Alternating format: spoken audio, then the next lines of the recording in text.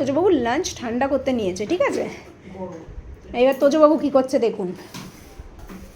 তোজবাবু excited হয়ে গেছে। ও আজকে একটু লেটও হয়ে গেছে যদিও খেতে।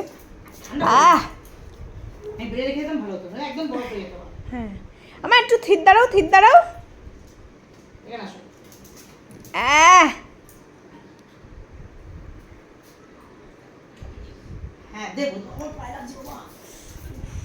ও হোল্ড করে না ওরকম করে।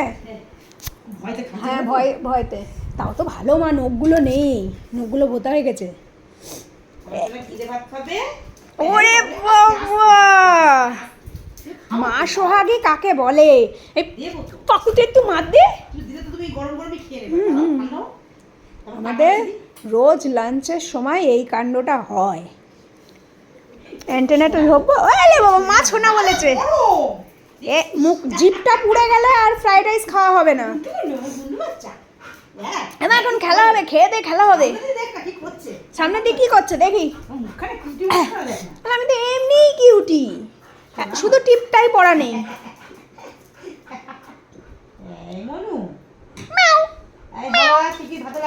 হ্যাঁ মামা একটু দে প্লিজ, একটু মাম দে মা।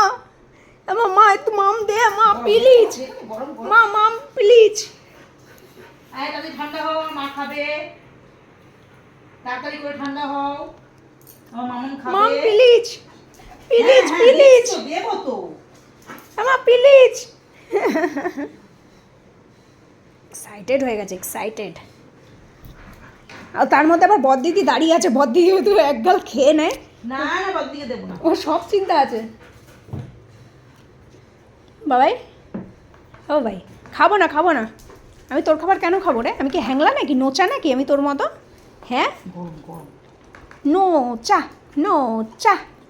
তাহলে তোজবাবু লাঞ্চ করে নিক, আমাদের তো আর দেবে না। হ্যাঁ যাই আমি। হ্যাঁ এ দেখ, টাটা।